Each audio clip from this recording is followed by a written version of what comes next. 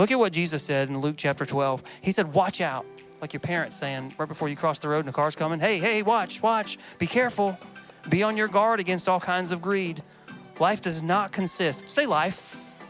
Life, the life that Jesus said he wants to give you is abundant. Not only here on earth, but coming in heaven as well. He says that life does not consist of an abundance of possessions. He says be on guard, be cautious. Why? Well, because greed sneaks in. Greed is something that we never set out to be.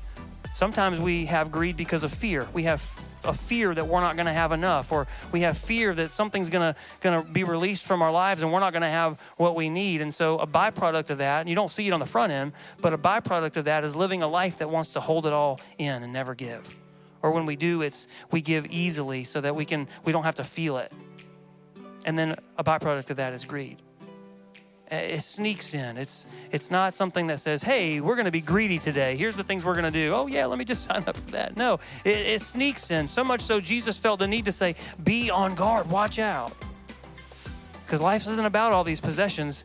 It's about something far greater. And I want to talk about 2 lies that greed tells us. Because, again, it sneaks in. You'd never do it. You'd never become a greedy person, not on the outset. So it lies. It tells us things that aren't true. So I want to talk about 2 lies that greed tells us, and then we're talking about 2 truths. But the first lie is this, and you probably have heard this before, but it's so true, we can easily believe it. Having more will make me happy. I want you to finish this sentence for me. Once I get, fill in that blank, then I'll be happy. Now, I kind of set you up, so you know that's like the wrong thing to do right now, but we all have it. I have it. I could think of things right now that I think, man, once this happens, then I'll be set. Maybe for you, it's once I get X amount of money in my account, then I'll feel better. I'll be happy. We can kind of breathe and we can go on with life. Or once I have that relationship and that's checked off, then man, then I'll be happy. Or once I get out of this car that doesn't run and makes 13 noises in 4 gears, right? Then I'll be happy. I'll have what I need. Once they stop doing X, Y, Z, then I'll be happy and have what I need.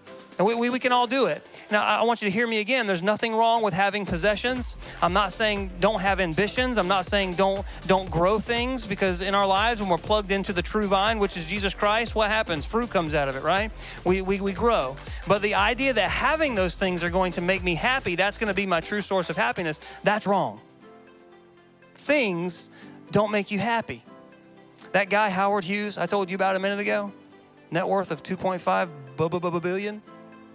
He died alone. In fact, the people, as he got older, the people that knew him said he sort of was a recluse. He kind of withdrew to himself and got really weird and odd and died by himself. He wasn't happy. How many times have we heard stories of people that come into money and it's miserable after a while? Not at first. My goodness, not at first, man. We go crazy. We start giving things to people and we start buying things for ourselves and it's good at first, but eventually relationships start to be different. Because stuff like that changes people if we're not careful. And it started to change them. And then people start to realize that, you know what, this doesn't make me happy at all. Some of the richest people I know, the wealthiest people in terms of money and affluence, they say this is a chore, this is a job to manage this well. And they manage it well. But they say it's a chore, it's a job. Why? Because money in and of itself, things in and of itself, that blank that I just asked you to fill in a minute ago, in and of itself, that's not what's going to make you happy.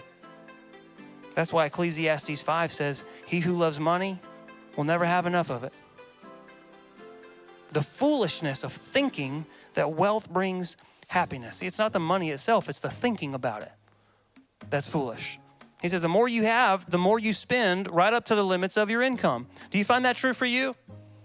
Man, I remember when I was younger and you don't have a lot of money and you think, man, if I could just get a little bit more, I'd be okay. And then a little bit more comes, but yet you start filling your life up with other things, and before you know it, you're not happy again. And then the next thing happens and you get, your circumstances changes a little bit for the better. And then and not to say we're not supposed to grow, but in terms of the way we think about it. Well, now I'm not content anymore. Now I need to have a little bit more. It's like happiness is like a scale, and it just keeps changing depending on your circumstances. Why would we ever put our hope in something that changes so much? He says, the more you spend, man, the more you have, the more you spend, right up to the limits of your income. So what's the advantage of wealth, except perhaps to watch it as it just runs right through your fingers? Your true desire to be happy is not found in more. But man, will it lie to us and make us think that. Here's a second lie. Having more will make me secure. And for some of us, we're not trying necessarily to get happy, even though things make us happy, but we're actually just trying to secure our lives.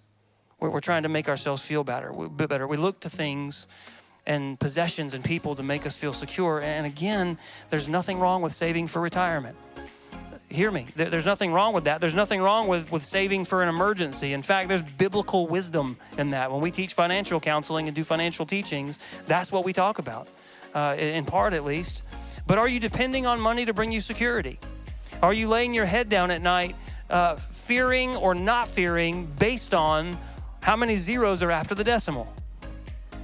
Or are you putting your hope and your security in things, or are you putting it in the Lord? And sometimes we can believe this lie that, you know what, having those things are truly what's going to make me feel secure. Proverbs 11:28, I love the way the Living Bible puts this. It says, trust in your money and down you go. Isn't that simple? It's so easy a caveman could understand it, right? Trust in your money and down you go. But it says trust in God and you flourish as a tree. And I love the contrast there. You trust in things, you trust in money, you're going down, right? But trust in the Lord, he said you're like a tree with roots. Which way do trees grow? They go up, right? Trust in God and you will thrive. God made you to trust in him. Isn't that interesting? That God made you to trust him. He made you so that you feel secure, the most secure in your life whenever you're putting your faith and your trust in him. That's what he made you to do. So when we put our trust and our security in things, you know what we're doing? We're putting our trust and security in other things that were created. We're God's master creation, but he created lots of other things and he owns it all. And we're making it an idol. We're putting our trust in something else other than the one that created it all. And he's saying, you know what? That's not where you're going to be secure. You're only going to be secure in me, in the God that never changes, that never depletes, like things and stuff and people.